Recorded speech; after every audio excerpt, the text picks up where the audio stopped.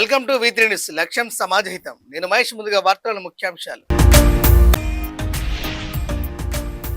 రాష్ట్రంలో దళితులపై దాడులు కుల వివక్షలు పెరుగుతున్నాయి. ఆందోళన వ్యక్తం చేసిన సిపిఎం రాష్ట్ర కార్యదర్శి జాన్ వెస్లీ.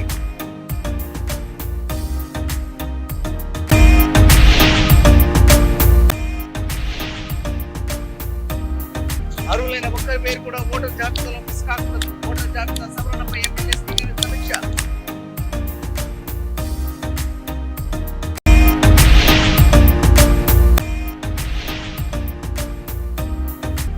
రాజకీయాలకు అతీతంగా అభివృద్ధి చేపట్టాం. ప్రతి డివిజన్ కు 10 కోట్లకు పైగా నిధులు కేటాయించాం. ఎమ్మెల్యే నాయని.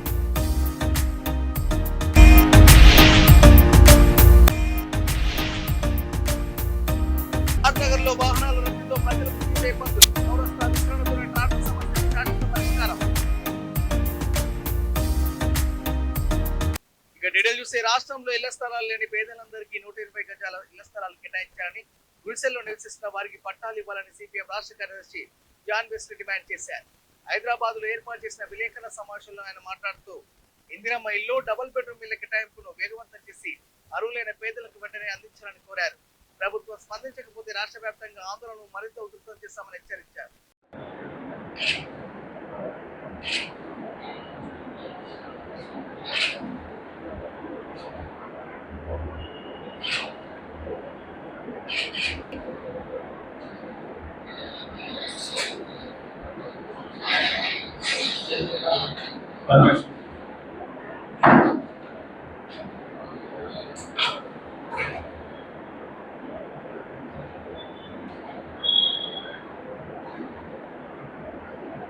పార్టీలు ఒకరి మీద ఒకరు విమర్శలకు పాల్పడుతూ మొత్తం ప్రజా సమస్యలంతా కూడా పక్కదారి పట్టించే కార్యక్రమాలు కోరుకుంటున్నారు.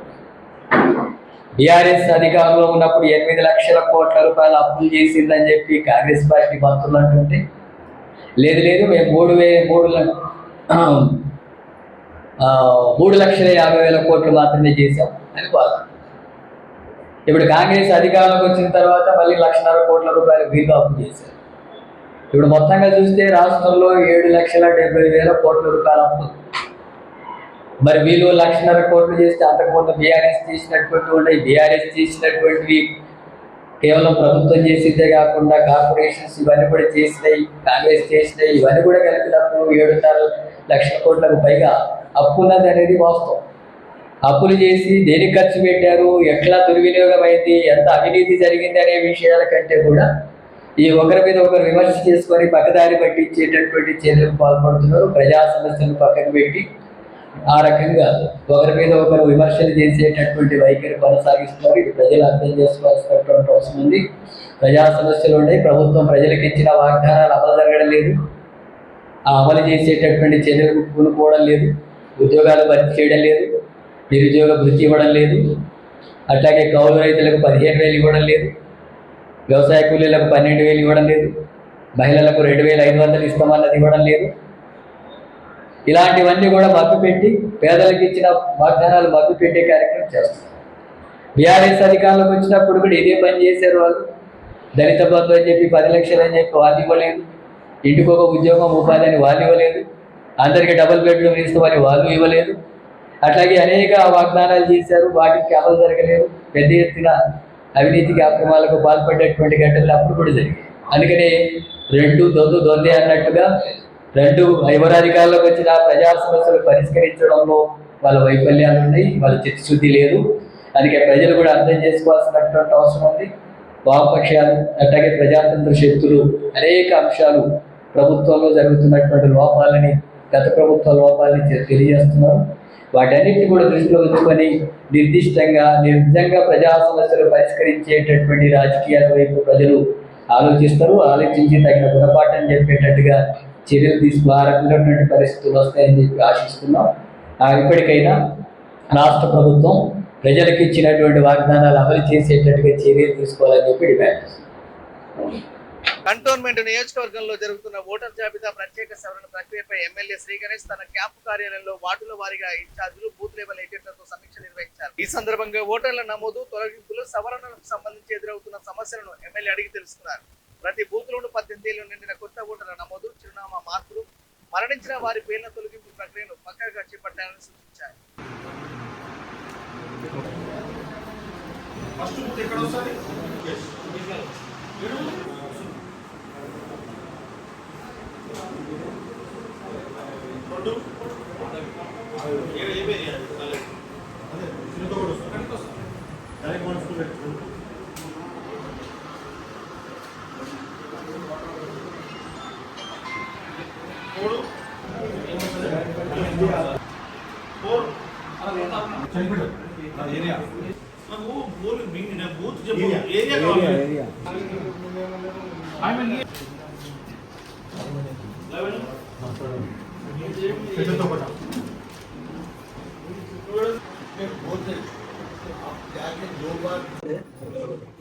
का है आप डिटेल इधर भरना अभी प्रेजेंट है यहाँ पर ये मुझे ले लेना प्रेजेंट का आधार कार्ड में आता है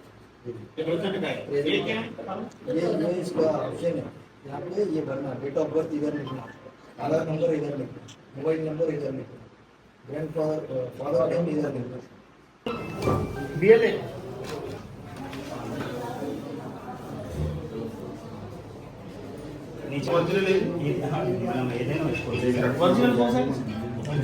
सेम है दो एक कॉपी आप रख लेना एक कॉपी मेरे को दे देना मेरे को अब इसमें मेरा नाम एन श्री गणेश है एपिक नंबर अभी नहीं है इफ अवेलेबल बोल के बोचे नॉट अवेलेबल और क्या है కొత్త ఎపిక్ ఐడి ఇక్కడ ఉంది సార్ ఆల్రెడీ మీ కొత్త ఎపిక్ ఐడి ఇక్కడ ఇచ్చిండు మీ ఫోటో ఇక్కడ కన్ఫర్మ్ అయిపోయింది అందుకని దీంట్లో మళ్ళీ రాసేది ఏం లేదు ఈ ఓల్డ్ దాంట్లో మీరా కాదా అన్న దానికి మీరు లొకేట్ చేసుకోవడానికి మీ ఓల్డ్ नंबर ऑफ कंफ्यूजन है भरने का दिक्कत हो रहा है बिल्कुल अब कंफ्यूजन हो रहा है अभी देखिए ना कितना तकलीफ हो रहा है तो उसको कैसा हल करते देखो उसको हल करने के लिए वो ऑफिस का ही ऑफिशियली रहता है अपन तो BLO है फिर भी एक्सप्लेन कर रहे हैं मैं आपको आप जाके हैं आपके ऑफिसर को जो कि इंचार्ज है मुझे बताइए आपके ऑफिस के थ्रू कुछ लोग फॉर्म भरने वाले लगाओ వరంగల్ పశ్చిమ నియోజకవర్గంలో రాజకీయాల అతీతంగా ప్రజల అవసరాల ఆధారంగా అభివృద్ధి పనులు చేపట్టామని ఎమ్మెల్యే నాయని రాజేంద్ర తెలిపారు. అభివృద్ధి పనుల్లో భాగంగా రేవంత్ నగర్ లోని మస్జిద్ ఆవరణలో చేపట్టిన పనులను ఎమ్మెల్యే నాయని కొబ్బరికాయ కొట్టి ప్రారంభించారు. ఈ సందర్భంగా ఎమ్మెల్యే మాట్లాడుతూ ఏబీసీ కేటగిరీ విధానంలో అత్యవసర పనులకు ప్రాధాన్యత ఇస్తూ నిధులు కేటాయించి అభివృద్ధిని వేగవంతం చేశామని చెప్పారు.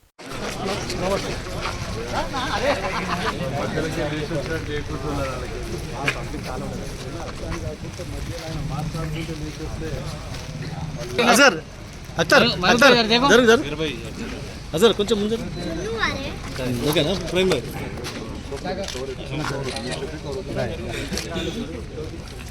అశోక్ కొట్టు ముందు రమ్మని చెప్పు ముందు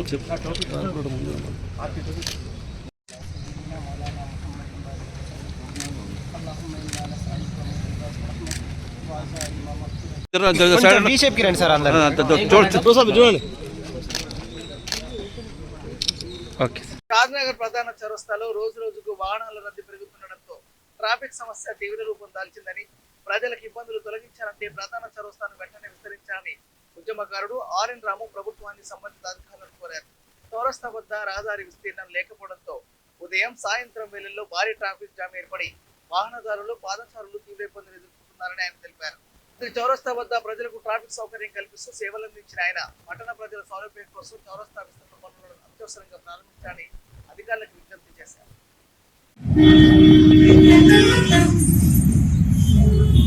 లైటింగ్ లైట్ ఫోకస్ వస్తలేదు.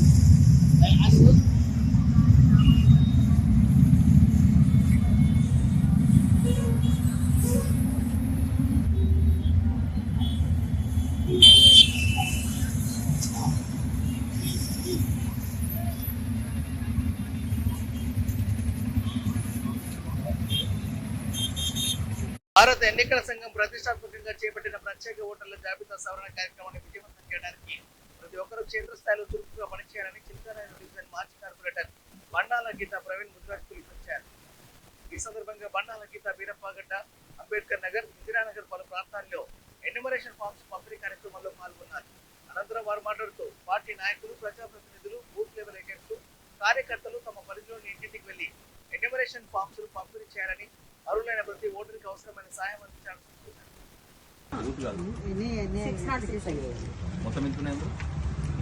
శాతం 1468. అంటే 1/3 ఇచ్చి రావాలి. ఏం పేరు మీద కొన్ని షిఫ్టెడ్ ఉన్నాయి, కొన్ని డెత్ ఉన్నాయి, ఉంటాయి కదండి సహజం కదా అది. అది ఓకే. కొన్ని డబల్ ఉన్నాయి. మేము ఊర్లోనే పెట్టుకుంటాం, ఇక్కడ వద్దు అనే వాళ్ళు ఉన్నారా? కొంతమంది. ఎంతమంది అంటున్నారా? ఎక్కువ మంది. తక్కువ. మేము ఊర్లో పెట్టుకుంటాం, ఇక్కడ వద్దు మాకు వాళ్ళు రెంటర్ కాదు కాల్ చేయాలి కదా. మీరు కూడా మా ఏజెంట్స్ కి ఫోన్ చేసి సార్ నేను ఫీల్డ్ లోకి వచ్చినాను. ఓకే. వర్షాకాలంలో ప్రజలకు ఇబ్బందులు కలగకుండా ఉండేందుకు నియోజకవర్గ రోడ్లు డ్రైనేజీ సమస్యల శాశ్వత పరిష్కారమే లక్ష్యంగా మోండా డివిజన్ లో 31,10,000 రూపాయల అంచనా వ్యయంతో కొత్త వర్షపు రెడ్డి పైప్ లైన్ నిర్మాణ పనులను ఎమ్మెల్యే శ్రీ గణేష్ భూమి పూజ చేసి ప్రారంభించారు. ఈ సందర్భంగా ఎమ్మెల్యే మాట్లాడుతూ ఈ ప్రాంతాలలో గత కొంతకాలంగా వర్షాలు పడినప్పుడు నీరు నిలిచిపోయి స్థానిక ప్రజలు వాహనదారులు తీవ్ర ఇబ్బందులు పడుతున్నారని, ఈ సమస్యను గుర్తించి తక్షణమే నిధులు మంజూరు చేయించి ఎలాంటి రాజీ లేకుండా పనులను పూర్తి చేయాలని సంబంధిత అధికారులను కాంట్రాక్టర్ను ఆదేశించారు.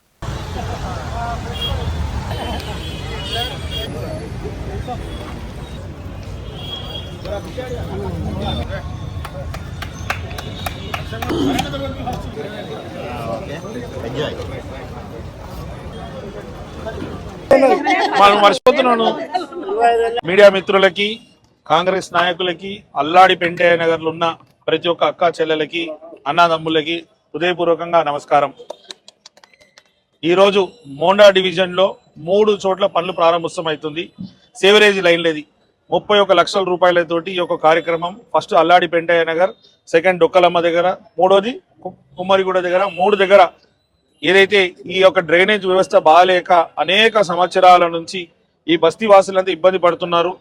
మరి ముఖ్యంగా మనకి ఇప్పుడు ఆషాఢ బోనాలు స్టార్ట్ అవుతుంది. బోనాలు టైంలో కూడా రోడ్లు శాంక్షన్ అయినా కూడా ఈ సేవరేజ్ లైన్లు బాగాలేదు కాబట్టి ఆ రోడ్లు కూడా ఆపాము. ఈ సేవరేజ్ లైన్లు పని అయినాక ఆ రోడ్లు కూడా దీంతో పాటు అయిపోతుంది కాబట్టి ప్రజలకు ఏం ఇబ్బంది లేకుండా చూసి అమ్మవారి ఆశీస్సులతోటి, బోనాలు అమ్మవారి ఆశీస్సులతోటి అందరికీ మంచిది అవుతాటు, అందరికీ ఆయు ఆరోగ్యాలు అష్టైశ్వర్యాలు కలగాలని మనసారా అమ్మవారిని కోరుకుంటూ ఈ యొక్క మోండా డివిజన్ మొత్తం 3 కార్పొరేషన్లలో ఆదర్శవంతమైన డివిజన్ గా తీర్చిదిద్దాలని నేను ఒక్కనే కాదు, నాతో పాటు వైష్ణవి, బద్రి యాదవ్ అన్న గారు, సంతోష్ యాదవ్ గారు, నాగేష్ యాదవ్ గారు, కాంగ్రెస్ నాయకులంతా బాగా కృషి చేస్తున్నారు.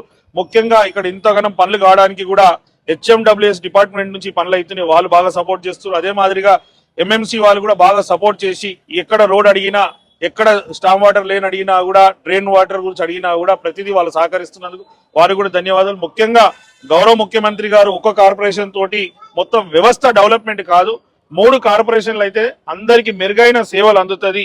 మంచిగా ఆఫీసర్లు అందుబాటులో ఉంటారు, ప్రతి పనిని ఈజీగా పని అయ్యేదాంట్లో ఉంటుంది. లేకుంటే పెద్ద గ్రేటర్ హైదరాబాద్ అంటే ఇక్కడ నుంచి అక్కడికి వెళ్ళి అంతా మొత్తం ఏరియా మొత్తం వెళ్ళే వారికి టైం పట్టేది, డెవలప్మెంట్ అయ్యడానికి లేట్ అవుతుంది. కాబట్టి అలా కాకుండా 3 కార్పొరేషన్ చేస్తుంటే ఎక్కడిదక్కడికి బ్రహ్మాండంగా డెవలప్ కావాలని ఒక మంచి ఆలోచనతో ముఖ్యమంత్రి గారి నిర్ణయం తీసుకోవడం, అదే మాదిరిగా 3 కార్పొరేషన్లు అయినందుకు 3 కార్పొరేషన్లకు నిధులు కూడా ఎక్కువ కేటాయించడం ద్వారా పనులు అవుతున్నాయి.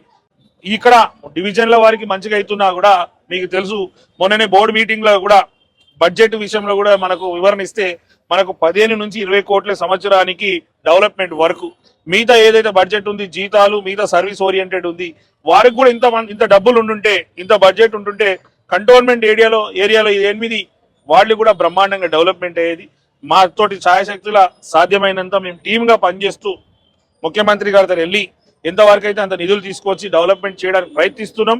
ఇప్పటికే ఎన్నో నిధులు వచ్చి కంటోన్మెంట్లో ఉన్నా కూడా ప్రతిదానికి ఎన్ఓసి తోటి మనకు జాప్యం జరుగుతుంది. రామన్నకుంట చెరువు కావచ్చు, యూపీఎస్సీలు కావచ్చు, యూపీఎస్సీలు 4 శాంక్షన్ అయింది 6 కోట్ల రూపాయలతోటి. బస్తీ దవాఖానాలు కాకుండా మంచి దవాఖానాలుగా లేటెస్ట్ గా అవి 4 కూడా ఎన్ఓసీలు కావాలా, రామన్నకుంట చెరువుకి ఎన్ఓసీలు కావాలా. ఒక 10 కమ్యూనిటీ హాల్స్ కూడా శాంక్షన్ అయిపోయింది 5 కోట్ల రూపాయలు, దాని కూడా ఎన్ఓసీ గురించి పెండింగ్ ఉంది. వాళ్ళ 5 కోట్ల రూపాయలకి వాళ్ళ ఎన్ఓసీలు కూడా ఇచ్చింటే ఆ పని కూడా స్టార్ట్ అవుతుంది. ఏ విధంగా డివిజన్ డెవలప్మెంట్ అవుతుందో అదే మాదిరిగా కంటోన్మెంట్ బోర్డు లిమిట్స్ ఉన్న ఏరియా కూడా డెవలప్మెంట్ అయ్యేటట్టు చూస్తానని కూడా మీ ద్వారా యావత్ కంటోన్మెంట్ ప్రజలకు తెలుపుతున్నాను.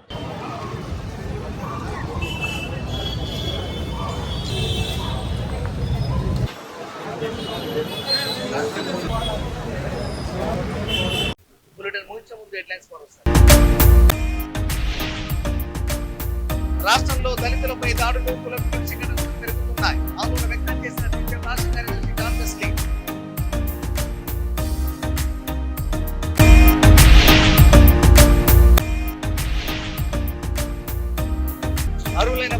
కూడా ఓటర్ జాబితాలో మిస్ కాకూడదు. ఓటర్ జాబితా సవరణపై ఎమ్మెల్యే స్పీకర్ సమీక్ష.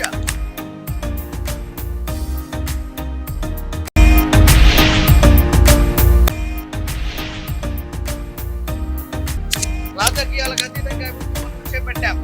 ప్రతి డివిజన్ కు 10 కోట్లకు పైగా నిధులు కేటాయించాం. ఎమ్మెల్యే నాయని.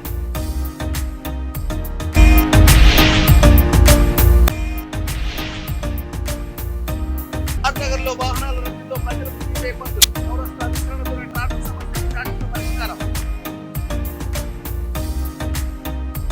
ఈ బులెటిన్ లోని అప్డేట్స్ చూస్తూనే ఉండండి. వీటి న్యూస్ లక్ష్యం సమాచారం. నమస్కారం.